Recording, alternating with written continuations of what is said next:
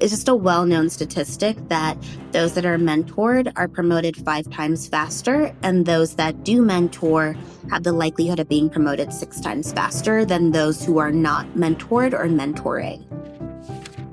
Mentorship is a two-way street. I don't even think about it at this point because that's the foundational component of mentorship. You want to make sure that it's a conversation where both parties are gaining something from it. But getting into the practice of asking for possible connections, showing the vulnerability of saying, I really don't feel like I'm that strong in whatever the skill might be, but I feel like you might know someone who is. Does anyone come to mind?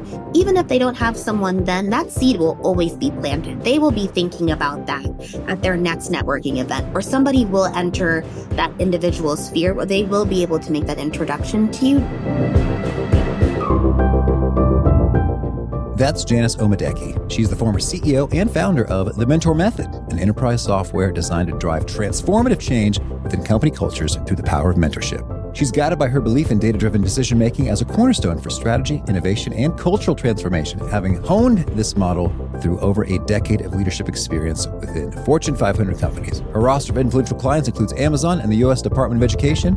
So learn 1, just how big a difference mentorship makes in a career. 2, the trick to finding the best mentors. And 3, how to build a transformational mentor-mentee relationship. I'm Pete Makaitis. This is How to Be Awesome at Your Job. And now, here's Janice.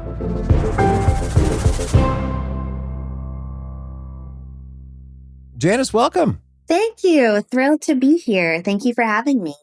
Well, I'm excited to talk mentorship, and I'd love it if you could kick us off with a particularly fond memory you have of a mentor of yours. Oh gosh, honestly, I have quite a few. I don't think I could be in the business of mentorship without having some great stories. So the first one that comes to mind is my very first mentor in corporate America, Amy. She was a creative director at PwC, which was my first big dream job over a decade ago. Her combination of grace, poise, and also intense program management and a clear understanding of the value she brought in her role into the organization was something that I was so thirsty to model and something that I hadn't seen coming from defense contracting at that time. And I just learned so much from her. Working with her really showed that you can be both very intentional with the way you interact with people and also very passionate about the returns you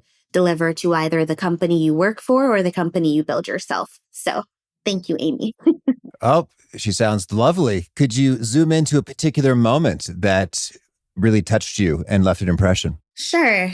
My first 6 months at PwC, so I had come from defense contracting my entire career before then. Very much the old boys club, as you can imagine. I'm from the DC metro area. And so oftentimes I never felt like I really belonged. I felt like I had to deeply alter my personality or practice a high level of self-abandonment in order to meet my career goals and support the organization. So my first 6 months, she really helped me just return to myself. I would ask her a lot of questions. So there was this one conversation where I just asked her point blank, Amy, what is it like being a woman partner at PwC? What is that experience actually like? Because coming from defense contracting, I know where I want to go, but I am scared of reaching those heights if it's just me as the only woman on a team or in that particular career level and there's no one else. And she was very open about the fact that one, that organization was very diverse, but how she has been able to quiet that noise, quiet the naysayers, and just focus on her job and what she needed to do.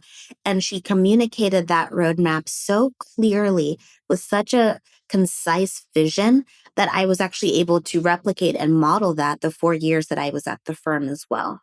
When we say quiet the noise and naysayers, was there an instance of some naysaying that she quieted, and how did she do so? I think it's the internal naysaying. Okay. Especially when I was in my early 20s. I had just entered the workforce, brand new, bright-eyed and bushy-tailed at that time. And I'm Congolese American, first generation American. I did not come from a background where networking, mentorship, the career landscape that I was entering into, those weren't common dinner table conversations in my family. Like it was just a big deal to get a full-time job with benefits and then proceed.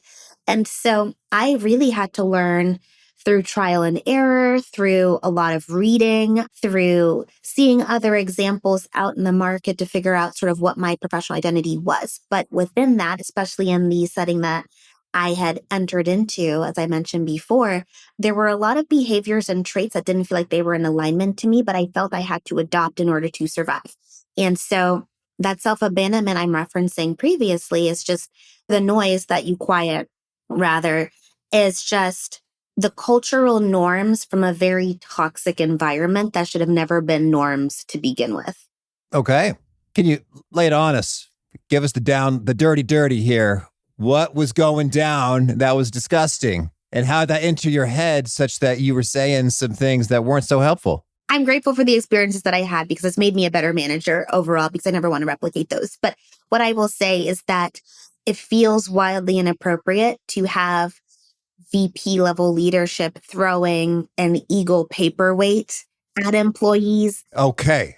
There it is. That's real. Whoa. Or cursing at them, berating them. The verbal interactions were at a point where, not me personally, but like my direct manager would sleep at his desk and like not go home because of the culture of first one in, last one out. So if our boss was in the office until 11 p.m., even if we didn't have anything to do, it was sort of required that we stayed because that's how our performance reviews were evaluated, or that's how promotions or raises were evaluated. And when you're, in my case, an entry level graphic designer with 4 roommates, and you're really going after these lofty goals that I had of making 6 figures and paying off my student loans in a 5-year time period, yeah, it was a very interesting dynamic, one that I learned a lot from, and one that I'm grateful that I experienced. I think it built some experiential scar tissue and definitely taught me the type of leader that I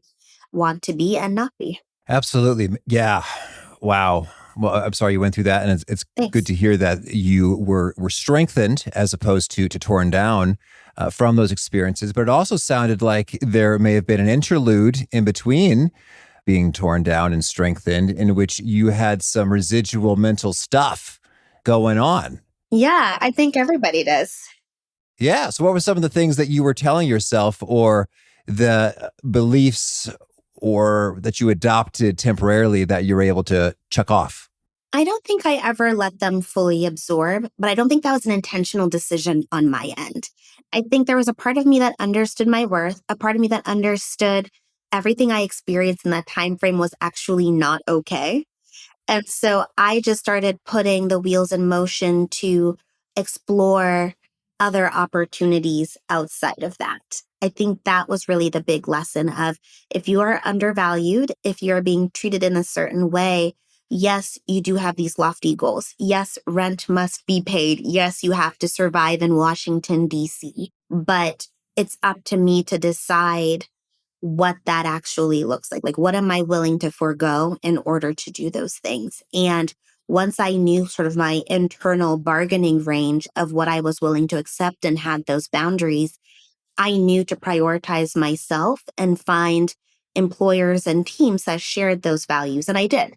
Later on in my career, pre PwC, and I was still in defense contracting, I had great employers. I had great teams that I really enjoyed working with. There are some people that I still communicate with over social media to this day, over a decade later, because of those relationships that were built inside those employers. But I think for me, I'm very grateful to have had parents that established the need to prioritize boundaries in order to reach future goals. Well, and it's great that you were able to identify that this is not normal, this is not acceptable, as opposed to it can happen in early career experiences like, Yeah. oh, shoot, is this what work is? Uh-oh. That's a bummer. I guess this is what my life is now. But you were free from that. Right. Let me throw a paperweight at somebody. Yeah.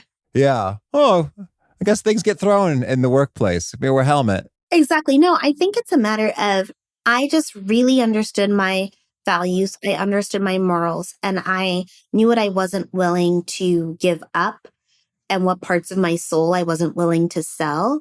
in order to reach that, especially in a corporate setting. It just wasn't necessary. And thinking about it now, I'm so glad I did. And I'm thrilled. Like, it makes me so happy knowing that that type of culture is just broadly unacceptable. In 2009, it was just a different case. That kind of was a bit of the norm, those sorts of cultures. But now that would never fly. And I'm thrilled that people no longer have to experience that and that they can really focus on accomplishing their goals, getting acclimated to a supportive culture, that they can really find their footing inside an organization, make it their own while also contributing to the success of their team, their employer, and the organization overall. It's really great to see that.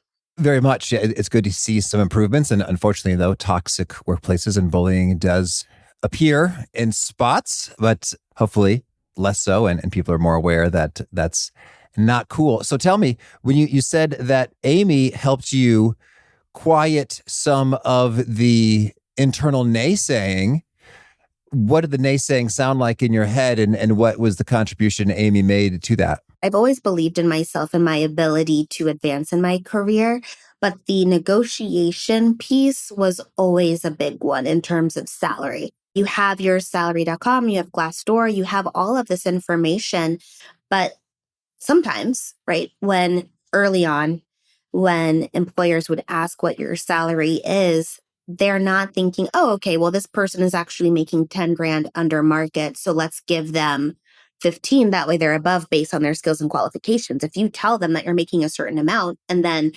market, they give you maybe a 2% bump, that was just what it was at the time. And so Amy taught me how to remove that scarcity mindset of pushing back and negotiating and advocating for yourself in a way that's both logical, empathetic, and helps you reach that goal of finding middle ground between yourself and the other party in which you're negotiating with. And that's something that I still use to this day, not necessarily on the salary front, but just how are both parties coming together to solve this issue? And how are you doing so in a way that everybody feels seen, heard, and respected at the end? And at that time, the naysayer in me was just saying, say yes to the salary. That way they don't move on to the next graphic designer that is vying for this fully remote managerial job in 2014. Like, just say yes. And she helped me in my next round of being promoted and just the internal review process actually bump up my salary to where I needed to be and then some. That's fantastic. And that is something that you can read it, but it's very different when you have a human being advocating for you and you can sort of feel the support and see what's up with the mindset. And just this is just a freebie bonus nugget. So Janice, what's the proper way to answer the question when I say, so Janice, what's your current salary? If I'm asking you that as a potential employer, and the salary is below market and too low, so it's not relevant, a question and a poor anchoring position. What do you say in that tricky position? I would say my salary is well within the range of the price point that you already set forth in the job description. Based on the market average of X and X, I am well within that bell curve and look forward to maintaining that in my next position. Yep, sure thing. Yeah, that sounds a lot better than none of your business. Exactly. Back off. Shut up. Not relevant. You're not supposed to ask me that anymore. Yeah, no. Yeah, is that even legal? What state are we in? Let me review the law. Exactly. That's a much more diplomatic way of saying that. And it also shows that you've done your research and you also have a bit of a backbone to stand up for yourself. So absolutely. All right. So mentorship. I appreciate the roundabout pathway, but so mentors make a huge difference in areas of negotiation. Feel like you can stand up for yourself, quieting the internal chatter. So much good stuff. I'd love it if you could share with us a particularly surprising or counterintuitive discovery you've made about mentorship over the course of your career and writing the book. So many people want a mentor, but when you respond saying, a mentor in what? Or what would you like to work on with a mentor? Or what type of mentor do you feel would be most helpful to you? Crickets. I mean, that's fair, right? Like, we talk a lot and you see so much on get a mentor. It helps because it does. You're able to fast track your career 5 times faster as a mentor or as a mentee. As a mentor, you're able to fast track 6 times faster. But there's less information on what to actually work on with a mentor. The fact that mentorship is not one size fits all. So, what type of mentor do you actually want to work with? What type of mentorship structure works for you? And who are the type of people that would be beneficial in this particular chapter of your career? And I think a lot of that is just left to assumptions versus actually educating people that are eager to find mentorship to understand that, because they'll be able to find their mentors much faster if they have that clarity. Because then instead of just sort of a spray and pray approach or just looking at everyone based on title or location or a high level view of what that person could be, you're now segmenting it the same way an entrepreneur would segment their customer market to know exactly where to spend their time, who to spend their time with, and how to communicate in a way that's effective for the other party so that you're both working together in that potential mentor-mentee dynamic. Oh, Janice, I love that so much. A huge takeaway right there in terms of getting specific. Because I think when folks say, I want a mentor, if they haven't really thought through the details, then they might be embarrassed to say during the crickets, well, I guess what I wanted was like a fairy godmother type figure who would just sprinkle career growth dust upon me and feel like a loving elder figure that can bestow wisdom and take me to the places I want to go, as opposed to, I don't know how to navigate digital marketing with all of the different pathways and like what's noise and what's real and all of the tools and opportunities and campaigns. It's like, okay, like that's something you can really work with. Right. And as opposed to just magical helper, elder friend. Well, I think too, yes, you do get some people that are saying, I just want the magic wand fairy godparent that will take me from $30,000 annually to $600,000 annually in a month. Like that's a great audacious goal. However, if we haven't already started planting those seeds, that might be a steeper task than what's in the realm of reality, right? But with the right mentor, you can actually start breaking down those goals and saying, okay, well, if the goal is that much, then how can you get there in a realistic time frame, whatever that time frame is, right? And having mentors, plural, a series of mentors that could help you holistically look at your current career, look at your investments, let's say, look at where else you could potentially build that wealth if that was really the goal to accomplish that. And they might also, have some come to Jesus conversations of that is possible, but it's not possible in a month. It might be possible in a couple of decades. It might be possible within the set time frame, but the current one that you're going after isn't feasible. So let's take these pieces of the task list in order to accomplish that as the immediate next steps, and let's get you to an exceptional level within those to continue moving forward. Like that's a good mentor. All right. Understood. Thank you. And you mentioned a number, 5 to 6 times faster career growth with the mentor. Tell me, what is the source and the underlying data of this goodness? Yeah, I can send you the link to it, but I mean, it's everywhere, honestly. HBR has reported on that. Fast Company's reported on that. Forbes has reported on that. Other mentorship startups in the space, like MentorClick, I know has reported on that as well. It's just a well-known statistic that those that are mentored are promoted 5 times faster, and those that do mentor have the likelihood of being promoted 6 times faster than those who are not mentored or mentoring. That's fantastic. All right. So we'll totally link to the particular sources for that in the show notes for this episode. But tell me, in your own work, mentoring, being mentored, helping other people mentor and be mentored, has that been your experience? Like, yeah, that sounds like it's in the ballpark. 5 or 6 times the career growth rate with mentors or doing the mentoring seems about right in your experience? Absolutely. I'm living proof of All that right. statistic, actually. To have gone from a corporate graphic designer to then expand within entrepreneurship and to have climbed the summits that I've climbed within entrepreneurship, like the 94th Black woman to have raised over $1 million for a seed stage startup, being Austin, Texas, first Black woman to have a venture-backed tech exit. I would not have accomplished that without the help of my mentors, 100%. It just fast tracks your knowledge. It fast tracks your self-understanding, your access to resources, the broadening of your network. If you work the process, it actually can work. Fantastic. All right. The size of the prize is large, so lay it on us, Janice. It sounds like a first step is to get specific associated with, I want a mentor. It's like, no, let's get real clear. What are the kinds of questions we should be asking and answering for ourselves before we go on the hunt? Take some time to understand who you are and how you're wired so that you'll know if someone is a fit for you. The same way you would understand just meeting somebody out at a barbecue, let's say, if they may be a potential fit for friendship or not. Based on your early conversations, you've done the work to know who's a compatible fit for you in that space. And the same logic applies in mentorship. So look at how you operate within your career. Are you a morning person? Are you a night owl?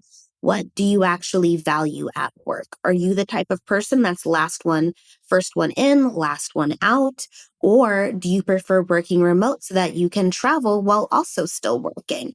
Do you value family time? Is that really important? Or are you the type that wants to kind of work 24 hours a day? There's no wrong answer, but being very clear in who you are and your professional identity so that you can find people that will complement it when needed, push back against it when needed, but ultimately will be a fit for you based on that is really important. Understanding how you like to communicate, how you like to be communicated with, what type of feedback and feedback structure works best for you so that if you're engaging with a potential mentor and maybe their approach is more indirect that it's preventing you from learning, you can circle back with that person and say, hey, actually, I prefer directness in my feedback communications. So if you do have feedback, it drains my battery when I now have to spend time kind of sifting in between your words to figure out what you meant versus what you said. Is it possible for us to be more direct in our communications? If you want to have that conversation, great. But in this day and age, when people are so busy, knowing that that's your preference and finding people that will communicate with you in that way or be willing to modify their communication to support that is great. And that's what helps you end up expediting your mentor relationships. I mean, that sounds delightful to find multiple mentors who can match us on all of these dimensions. I mean, is that possible? Is that realistic? Are we asking for too much? Can beggars be choosers? If the mentor is bestowing generously their time and wisdom and expertise upon us, can we get this level of fit? I think so, because I don't think it's asking a lot to have a general understanding of how you and your mentor will communicate with each other. It is not mandating that every single mentor must communicate with you in this particular way.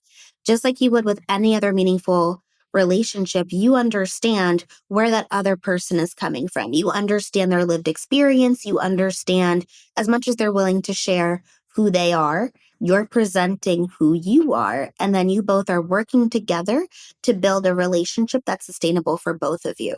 All right. And then figuring out what works within that. So another great example is if you are the type of person that likes to send one-off text questions and appreciates that type of communication, but your mentor prefers maybe meeting for coffee, a good workaround could be a virtual meeting once a month for an hour virtually. Ideally, if they are your mentor, you'll do what it takes. But at the same time, I think finding some middle ground, if there is some sort of outstanding circumstance that prevents that from being realistic, you're well within your rights to figure out what works for both people.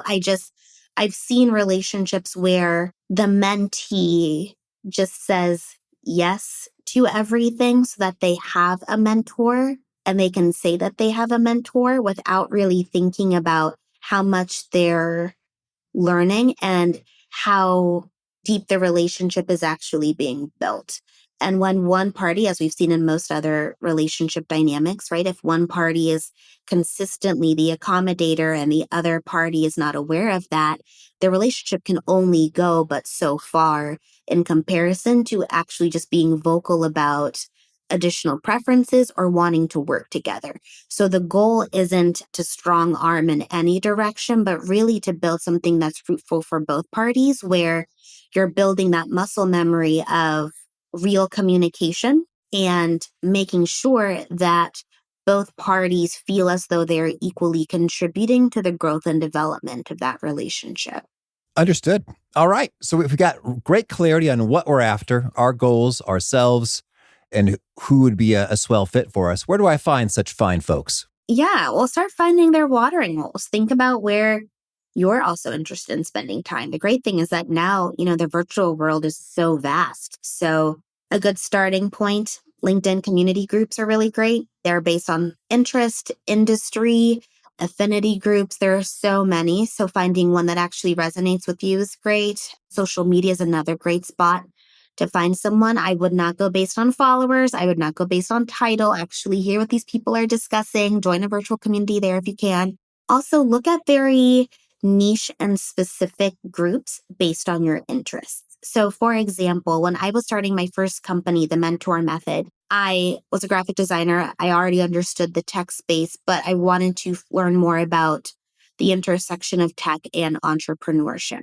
So I found groups that I also felt very included and welcomed in. So that included like DC Web Women, which consisted of a lot of entrepreneurial web development women. And it was great because it hit a lot of those boxes where naturally I would have felt comfortable going into that environment. But there was also that professional alignment. And because of the group and the culture that was established within that, there was a community that was very eager and excited to help advance and amplify other voices, especially people that were new to the group. There were a lot of opportunities to collaborate, and there were a lot of opportunities to meet potential mentors, and I ended up meeting quite a few from those sorts of groups. But that's also a very niche community based on the title. But I do find a lot of success within those. So yesterday I did a speaking engagement with an organization, and this woman is in politics working on economic development and affordable housing. And so depending on your thoughts on that topic and sort of who she's reporting to, that could change things. But the advice was to start spending time within those spaces to find additional mentors that are within her vertical of mentor marketing within that to then start expanding because that's just such a niche focus. And then by the end of the event, she had already found like 3 groups in Austin, Texas that she was going to join and try to find people within that niche environment. And I think getting very clear on the watering holes that make you feel good and make you feel comfortable, that way energetically, you're giving off a sense of wanting to collaborate and being open to meeting new people while also knowing that just in general, that could be a good target mentor audience is extremely helpful. All righty. So let's say we've been hanging out in such places. We've found a couple folks we think seem fantastic. How do we proceed with approaching and asking? Do an internal gut check. Just confirm one more time. It can't hurt. Like, why are you actually interested in getting mentorship from this person? Just, again, what is it about them? What are you hoping to learn?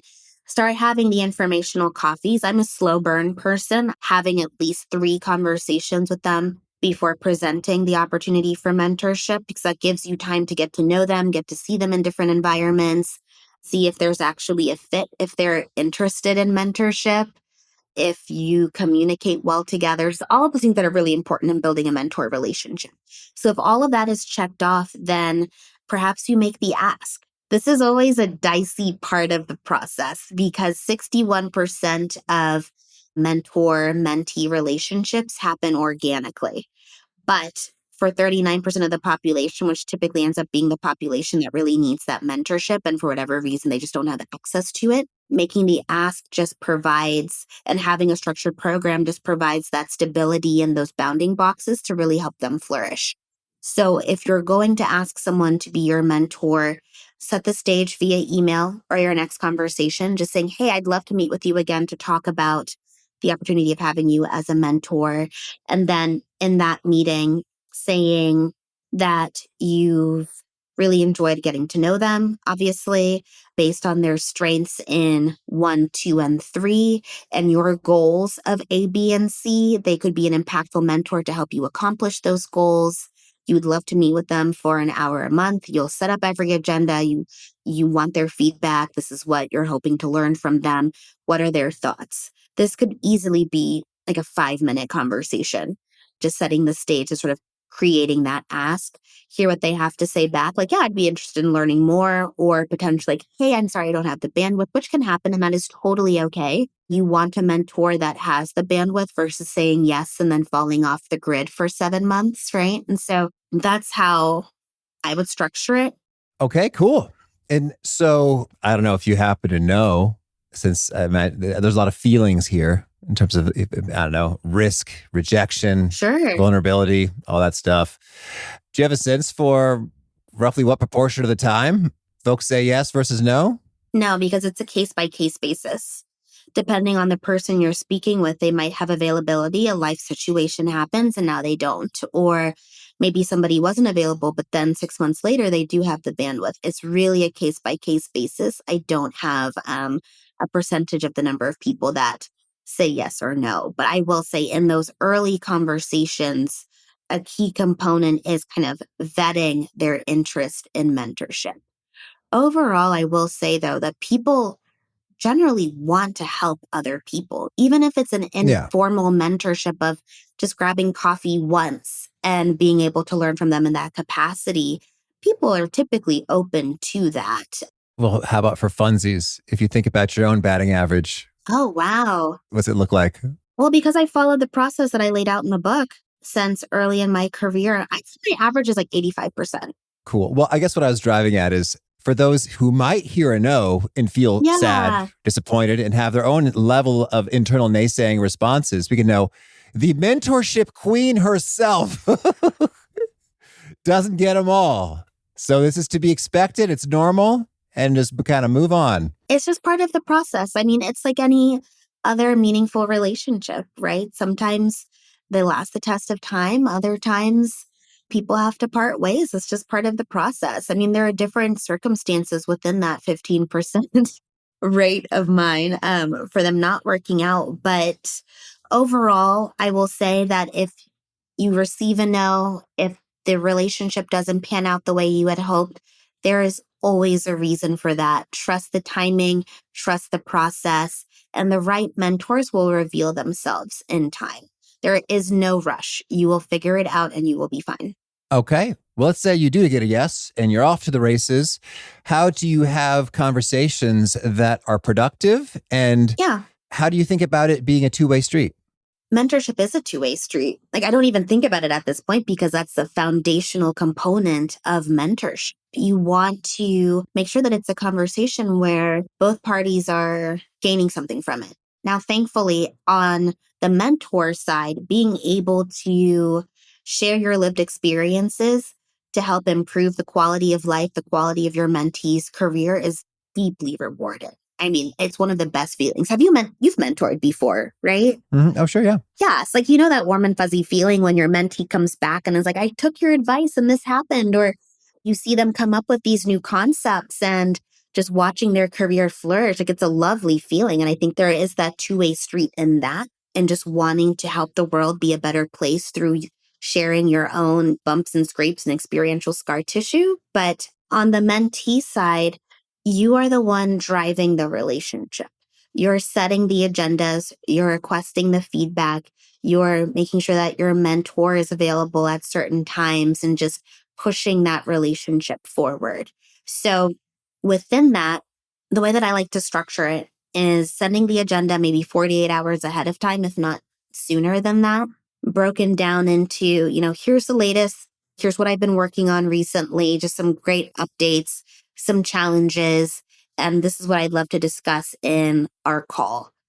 I like to touch base with my mentors in between my monthly meetings. So let's say they gave me advice on a proposal for a new initiative and I just heard back and we're moving to the next steps in that process.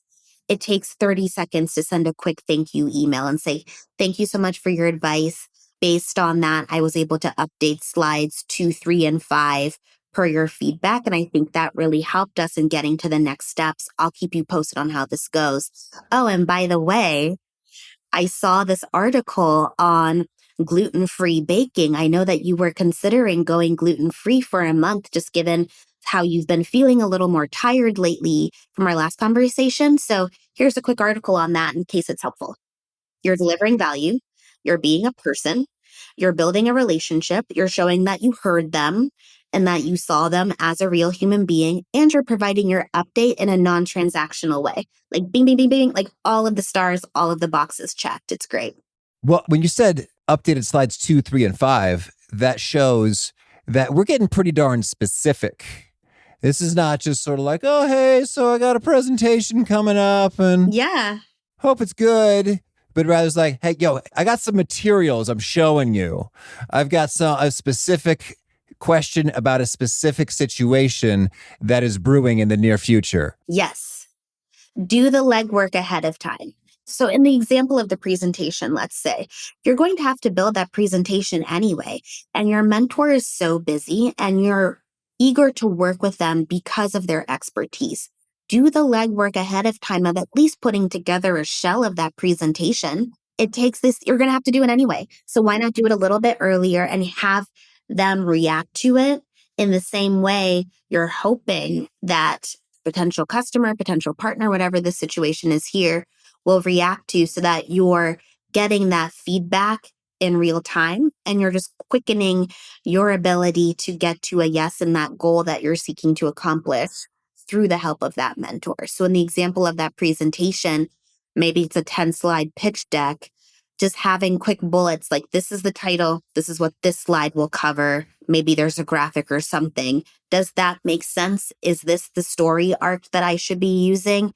Are there details that are missing? What are your thoughts here? And just getting that so that you can actually respond to it is extremely helpful and very efficient. And your mentor will love that. Give your mentor something that they can actually respond to versus staying in this space or sort of high level theories. The more concrete you can get and the more you're actually working on something together, the more fruitful those relationships will be. Also, the world is very small. It's impossible to know everyone that your mentor might know. So let's say you're working on this actually happened to me.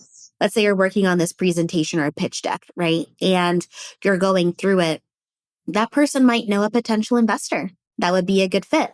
And if you stayed in that high level sort of theoretical discussion of what your deck will be versus walking them through it, it would be a lot harder for them to start facilitating introductions. It would be a lot harder for you to show that you are actually doing the legwork of building out your business or whatever it is versus just showing them in that presentation. And I ended up getting introductions to multiple investors that ended up investing in my first company that way. So just doing that legwork and giving them something to react to. And even outside of that, just an activity or something that you're doing together that's actually educational and helping you accomplish that goal tends to help build that sustainability in the relationship. Oh, totally. And I could really, that 5 or 6X really seems all the more resonant. Yeah. In terms of like, oh yeah, so you're acquiring skills super fast because you're getting feedback that you may not be possible to get from folks inside your own organization. And what you said about the specifics really resonates. I was thinking just yesterday, I was chatting with a buddy who had some ideas like, hey, I'm thinking I might want to take my experience, as a doctor and a expert witness to do some keynotes and workshops associated with how to reduce the odds of a doctor getting sued for medical malpractice. It's like, oh, that's cool. And so like we were having all these back and forth ideas of, oh, try this and research this and all of these things. And it was really rich and fun for me. I guess I was playing the mentor role there, as opposed to it's like, hey, so do you have any tips for if I'm thinking about maybe getting into speaking? I was like, make a video, like I'm pretty limited in what I could say. Is like, you should like get a video, research the competition, maybe write a book. It's like, I don't have a lot. I don't know. Yeah. Exactly. Yes. One of my friends did the same thing. I would say we're peer mentors to each other in different spaces, but having written Mentorship Unlocked, they're actually writing a children's book, different space, but we met up for lunch to discuss being an author, and he brought everything to the table. He had an outline, he had little sketches, he had the whole story built out bullet by bullet. He had the moral of the story, just first and foremost, like, this is what I want children from the ages of 4 to 6 to get from this 30-page book.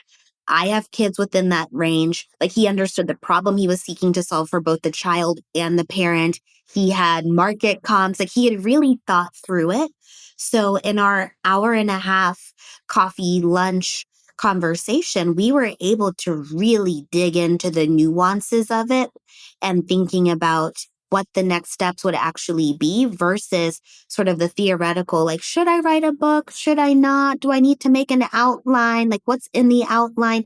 Like, he had already done the research. And even if he was, let's say, moving in a direction that wasn't as fruitful for his book, like, let's say his outline maybe wasn't ideal. It was, but in this case, let's say it wasn't, right? At least I had something to react to versus some theory around what he might hypothetically include in his book outline to hypothetically talk to publishers. Instead, we could focus our time on here are some potential publishers that you could talk to after you accomplish these three things because they will not take a meeting with you without these. And then he's off to the races so much faster. So to your point, it's really helpful to do that legwork because we're going to have to do it anyway. So even if you're moving in the wrong direction, at least you know now to make a left turn instead of right, and you can edit accordingly. Absolutely. And as I'm thinking about my own recent conversation, I felt fantastic and excited afterwards. And not at all like, I don't know, taken advantage of or like he's a taker. And it's like I'm being drained. It's like, no, that was fun. I feel like I just shared some gold with him, as opposed to if all I said was, hey, make a video, research the competition, maybe write a book, I'd be like, I mean, I think Google or ChatGPT could have told you the same thing in about 4 minutes. So I don't know what we're doing here, as opposed to, oh yeah, we got into some stuff and it was a lot of fun. And I'm excited to see what happens with it for him. 100%. See, you're a great mentor. Look at that. Oh, shucks.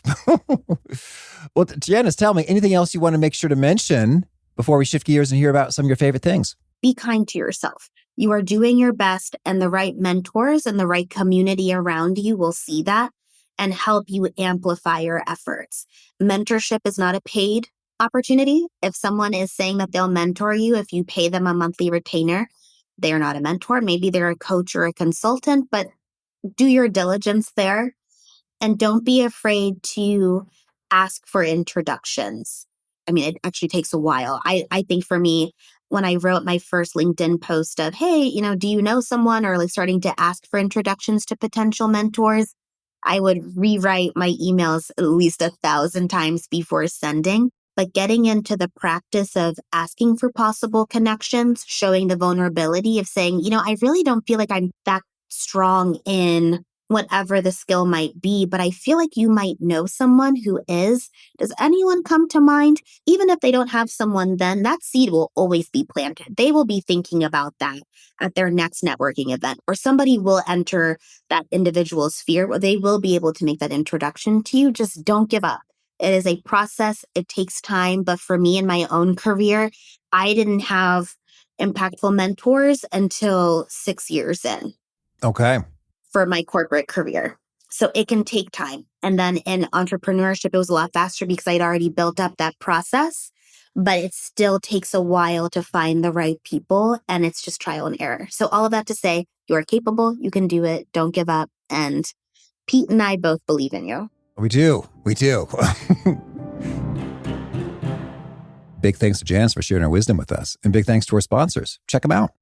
One sponsor to check out is Harvard Business Review. This brilliant magazine, published at hbr.org, is the leading destination for smart management thinking. Fun fact, HBR has been mentioned in 108 episodes of the show.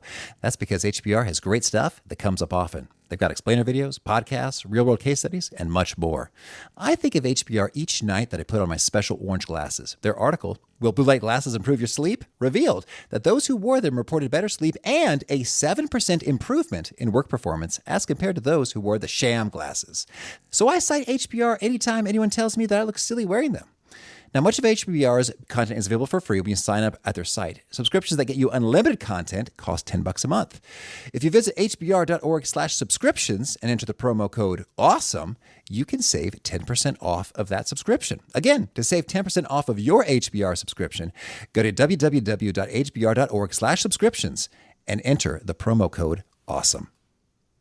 And big thanks to our sponsor, Acorns. Acorns makes it easy to start automatically saving and investing for your future. You don't need a lot of money or expertise to invest with Acorns. In fact, you can get started with just your spare change. Acorns recommends an expert-built portfolio that fits you and your money goals, then automatically invests your money for you. NerdWallet.com, whom I love on these sorts of matters, gives Acorns a whopping 4.7 stars and says, quote, if you want to make the most of your spare change, there's no better place to do that than Acorns. Head to acorns.com/awesome or download the Acorns app to start saving and investing for your future today. And we got a legal disclaimer here. It may not be representative of all clients. Tier 1 compensation provided. Compensation provides an incentive to positively promote Acorns. View important disclosures at acorns.com/awesome. Investing involves risk, including the loss of principal. Please consider your objectives, risk tolerance, and Acorns' fees before investing. Acorns Advisors LLC, Acorns, is an SEC-registered investment advisor. Brokerage services are provided to clients of Acorns by Acorns Securities LLC, member FINRA/SIPC. For more information, visit acorns.com.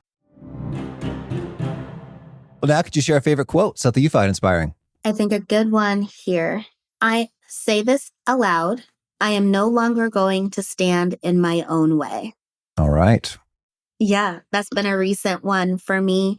Another one is your mind is yours, take it back. Your time is yours, take it back. Your peace is yours, take it back. Your freedom is yours, take it back. All right. And could you share a favorite study or experiment or bit of research? Recently, I have been looking at the intersection of AI and HR and what's going to happen in that market and where AI is the most applicable within the HR space. A lot of people are thinking about it in terms of recruiting and how they're able to filter resumes.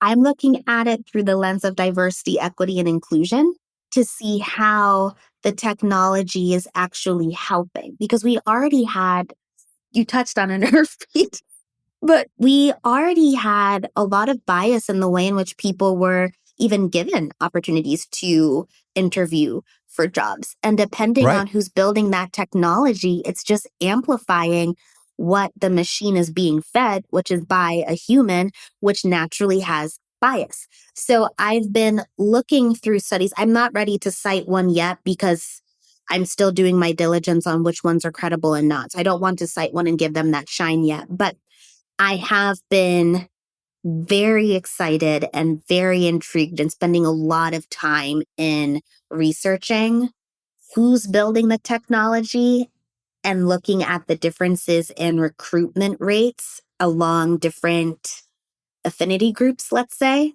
and whether or not those stats are actually changing. Intriguing. Well, I mean, I know it's a little different. I enjoy it. Well, no, different is good. Like you might just come up with some unique killer insights that are powerful. So that's fun. Good luck. Enjoy. I hope it takes you some cool places. And a favorite book? The Power of Positive Thinking. Oh, yeah. Always a good one. Got that one early. I still refer back to it when I need a little bit of humbling and to just settle my nervous system. I think that's always an oldie but a goodie. And Masters of Scale, of course. I mean, just a classic. Lost and Founder is an exceptional book. I read that in 2018, during the early stages of my first company, the Mentor Method. And it's beautiful. Okay. And a favorite tool? My timer. The timer on my phone. I set it for meetings ahead of time. I set it to end meetings. I live by it. That's when I know to get ready to go somewhere to meet my friends. Like, I need my timer because I can get in productivity loops, especially with my work and like AI and product development and everything else. And then with the book Mentorship Unlocked and my conversations with people, I can just get in a loop where I'm actively working on something. And that sort of reminds me I'll set timers to get water. I'll set timers to do a lap around my building or what have you. But without my timer, I think I could easily lose track of time. Okay. And a favorite habit? Getting 85 ounces of water in every single day. Lovely. And if folks want to learn more or get in touch, where would you point them? Yeah, let's connect on LinkedIn. You can find me, Janice Omadeke, on LinkedIn. You can also find me on Instagram at Janice Omadeke. And you can also visit my website, janiceomadeke.com. And do you have a final challenge or call to action for folks looking to be awesome at their jobs? Think about your goals for the next 6 to 12 months. Actually, I want you to take a sheet of paper, write down your goals for the next 6 to 12 months. Next to that, write down what your naysayer or inner saboteur is telling you why those aren't accomplishable. Then next to that, remind yourself what skills and strengths you have that will help you get there. And then what types of mentors and resources you'll need to actually accomplish them if you left that column on why you think you can do it right now blank. Get clear on what you want to work on over the next 6 to 12 months, and then do everything you can to tell that saboteur and that naysayer that it is possible, and start building community and resources around it. All right. Janice, this has been beautiful. I wish you many rich mentorship conversations. Thanks, Pete. Thank you for having me.